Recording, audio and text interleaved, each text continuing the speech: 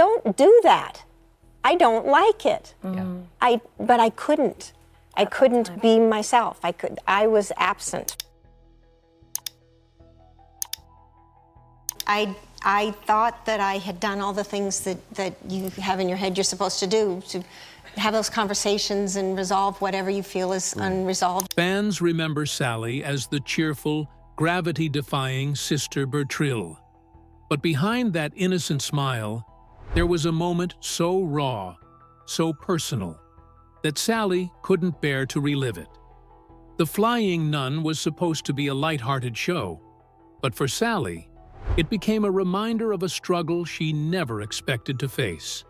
Today, we'll reveal what really happened during the filming of that one unforgettable scene, the secret battles Sally fought behind the scenes, and why this moment still haunts her decades later.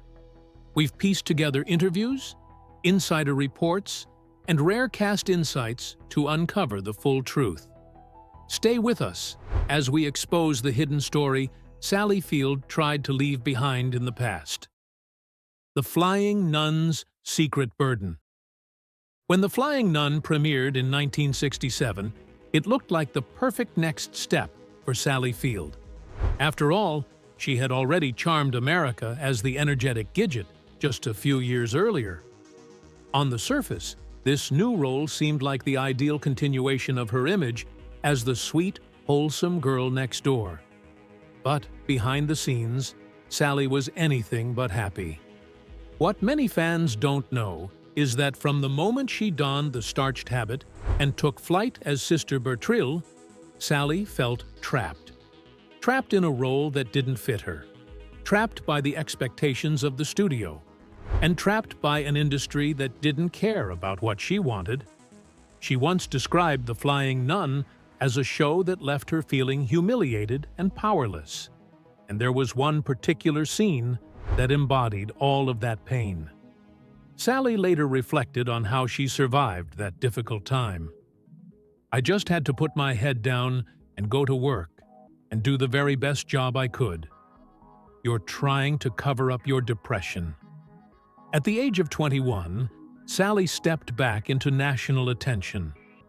But this time, she lacked the initial excitement of industry entry.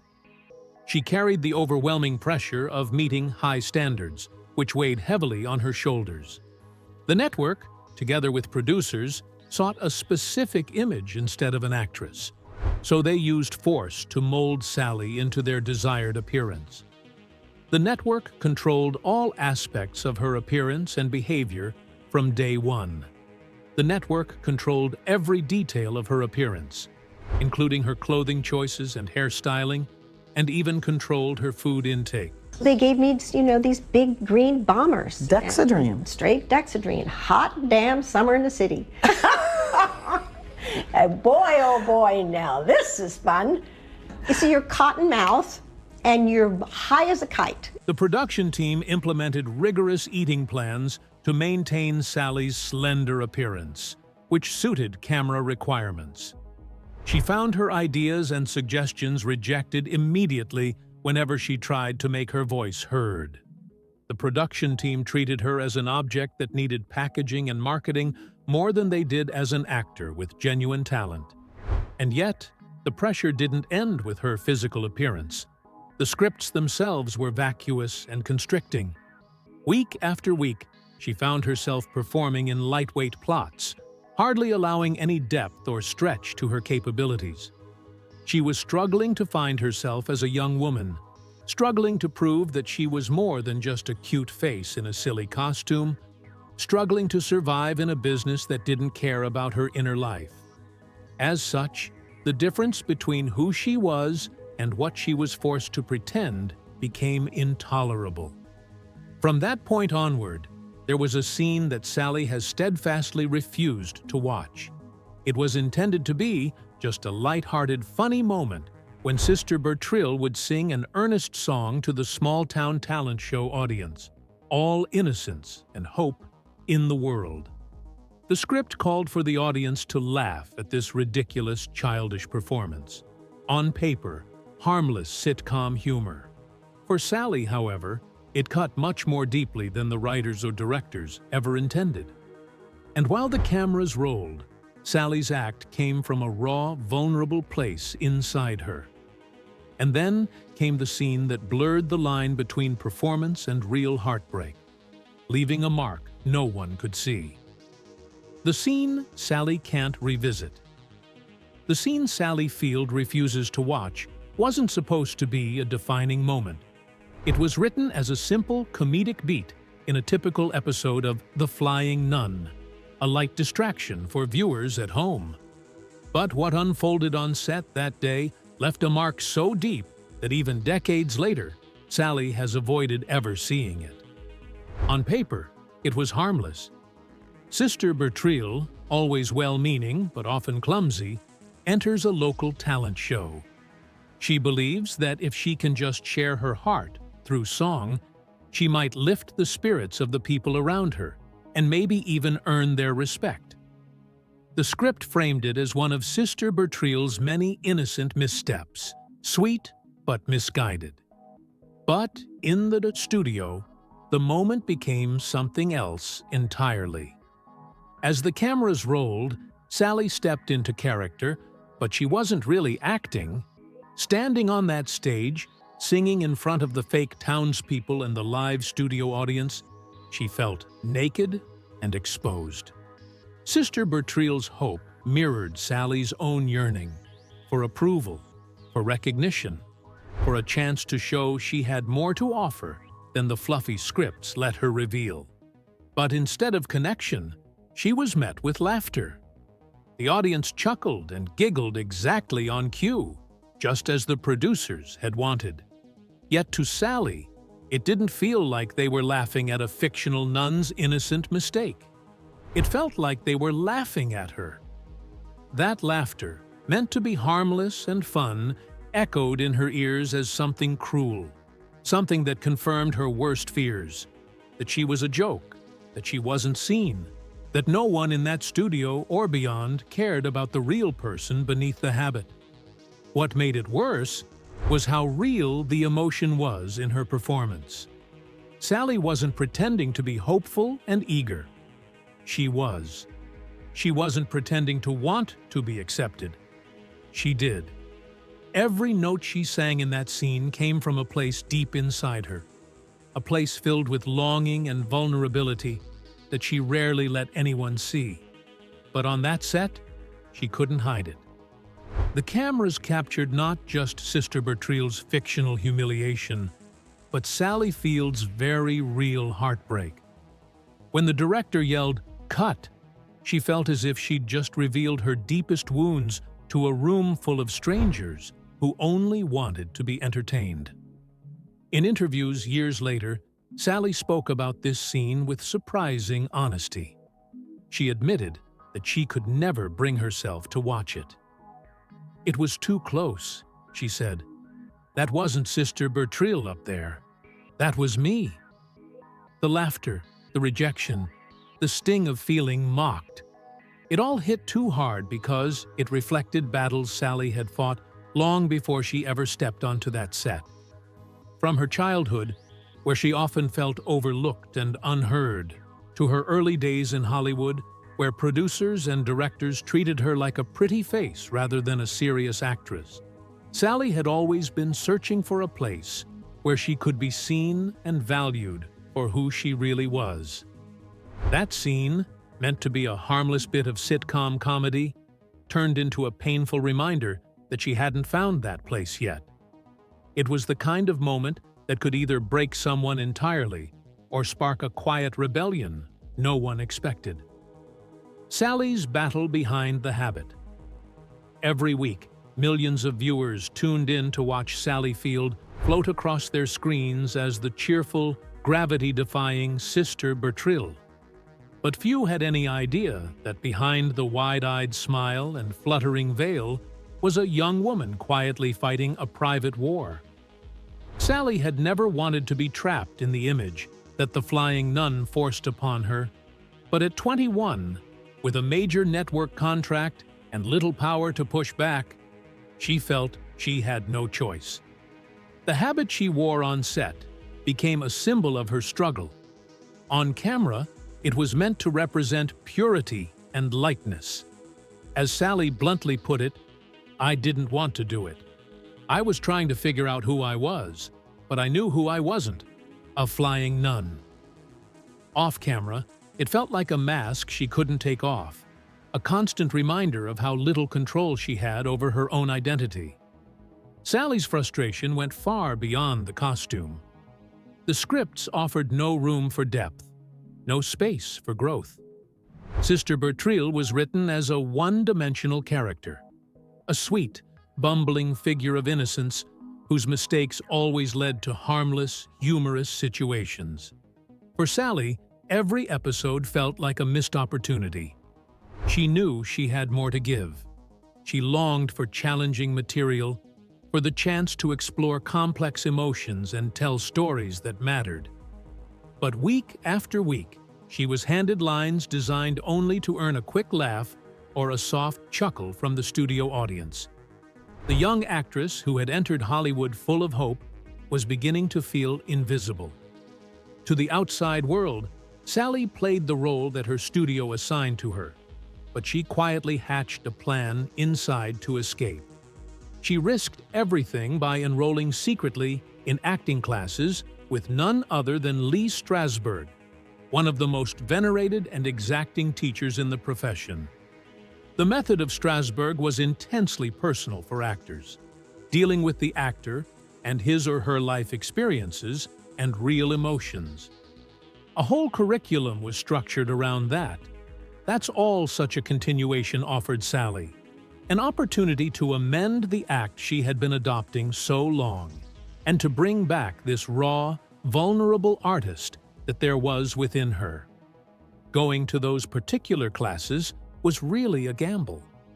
The studio had been clear about seeing her as a sitcom actress and not as a serious performer, and they might have called her ungrateful or even tried to fire her by just using that against her, saying she was in breach of contract if they had found out about her classes.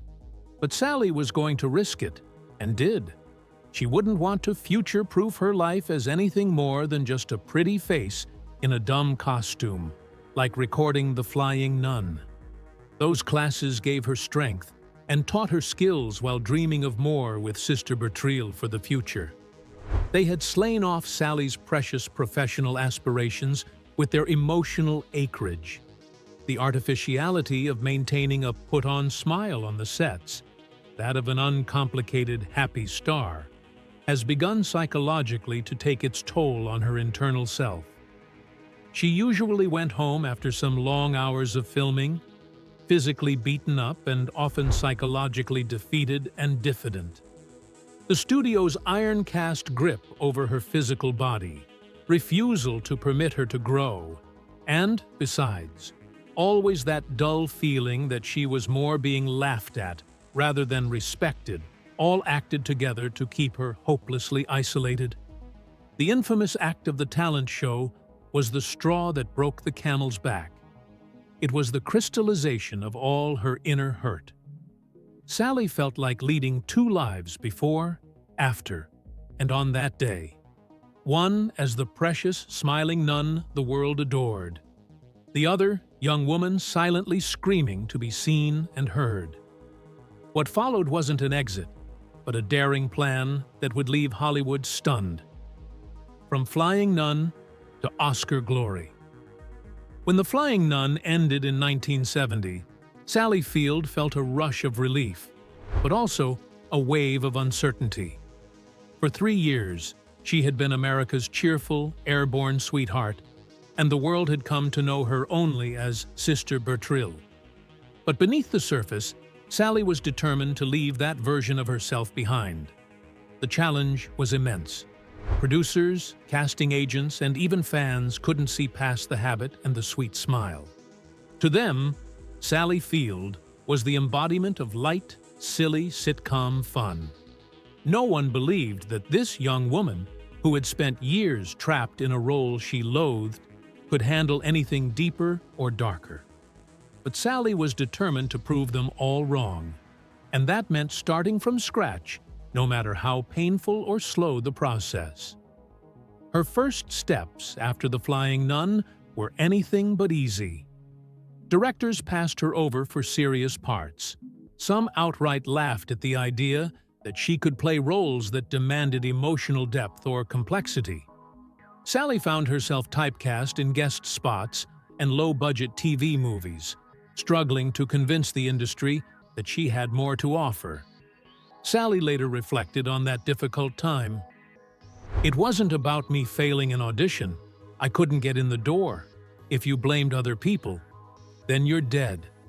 You're powerless, and that is a recipe for depression." But she refused to give up.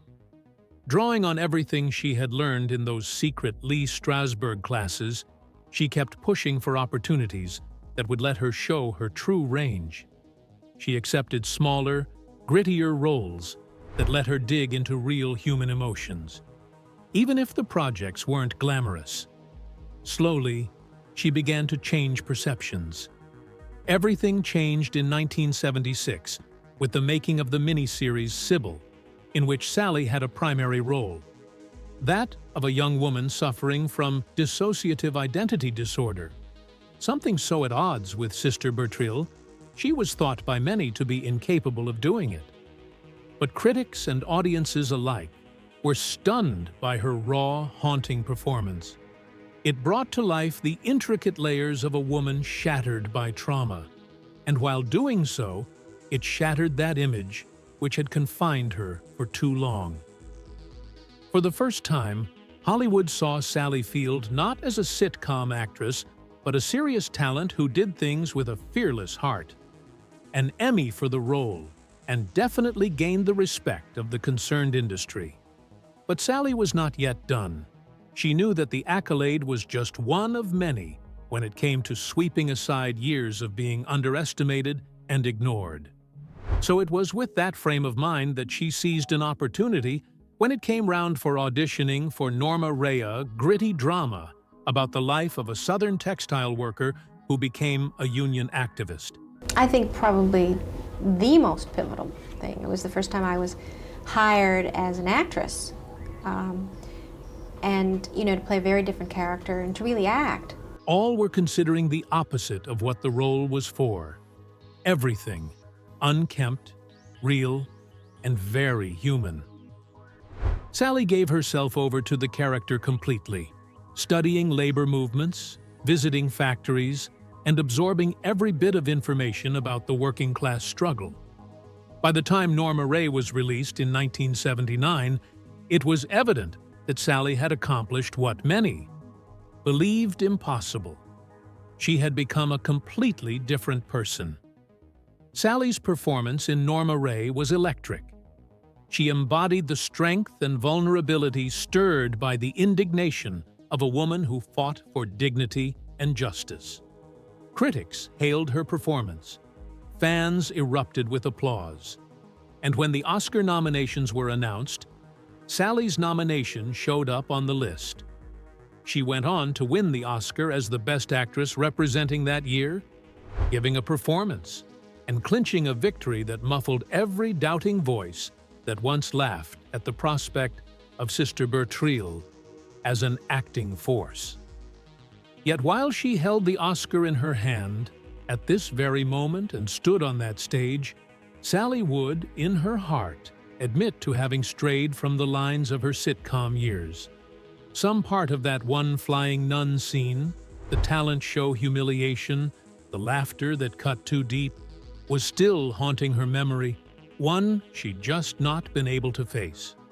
I'm flying across the Coconut Grove, looking down at everyone I wanted to know and be, and I had to fly into the arms of John Wayne. Yet even with success, one question lingered. Why couldn't she bring herself to face that single haunting scene? The wound that won't heal. For most actors, time has a way of softening old memories. Even the most embarrassing or painful moments eventually become stories to tell at interviews or reunions. Bad days on set that can be laughed off decades later. But for Sally Field, that single scene from The Flying Nun has remained untouched. too raw to revisit, too closely tied to wounds that never fully healed. Despite the awards, the acclaim, and the undeniable success she built after leaving Sister Bertrille behind, Sally has never been able to bring herself to watch that moment.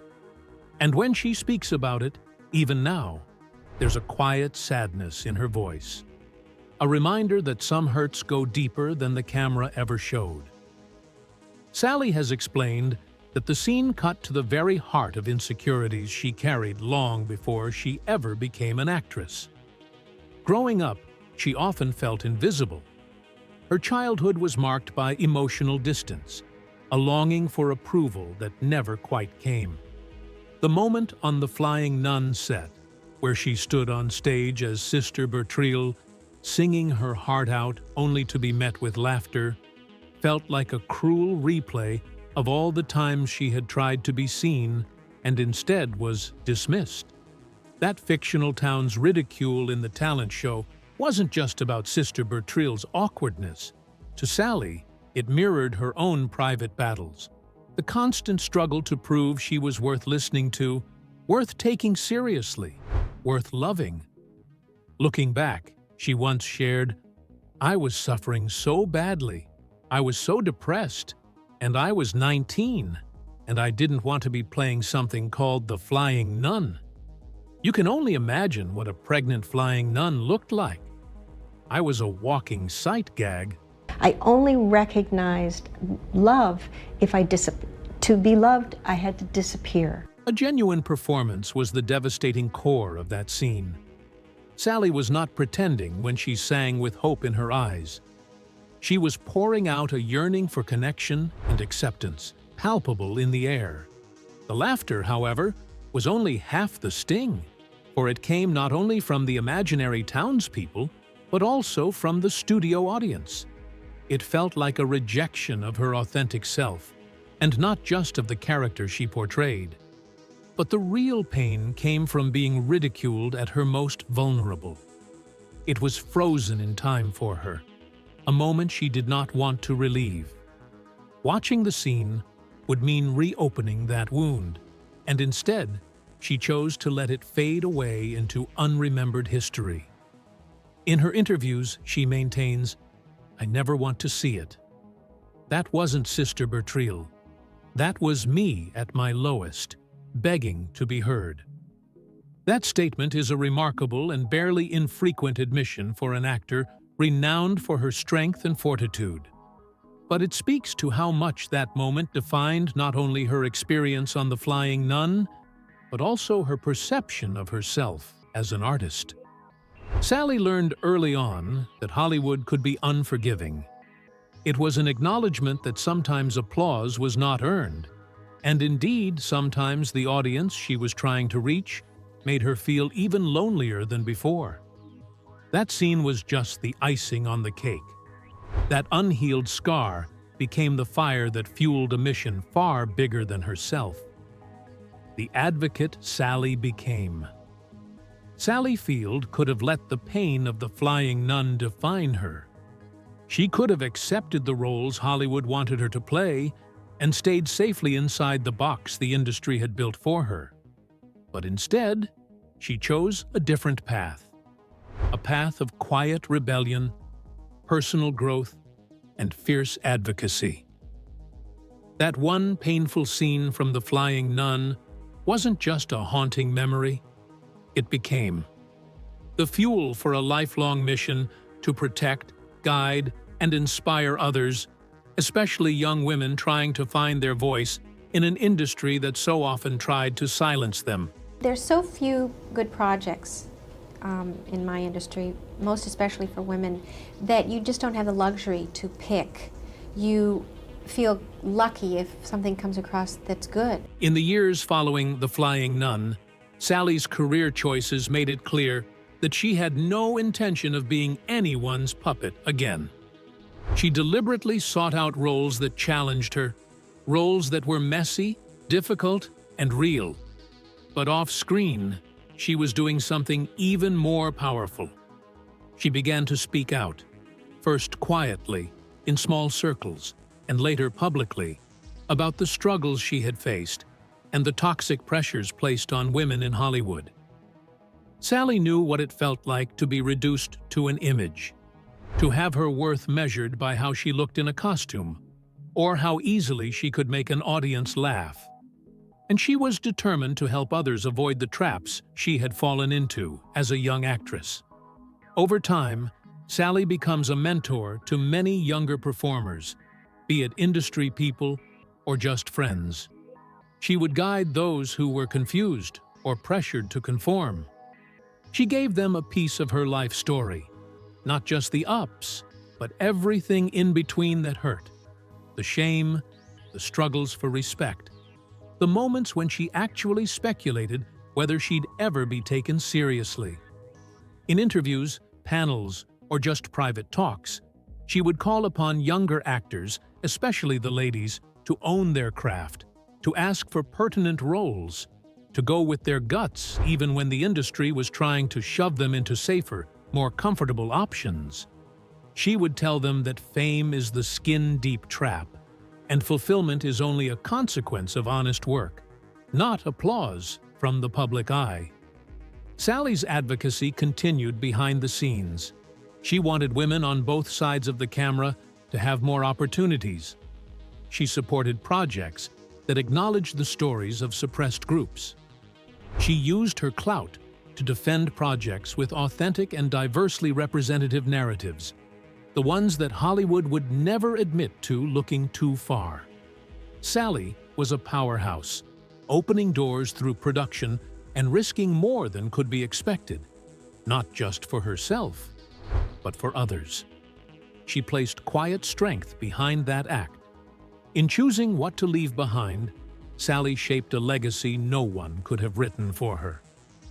Sally's strength beyond the screen. Sally Field's refusal to revisit that painful scene from The Flying Nun has nothing to do with denial or weakness. In fact, it's the opposite.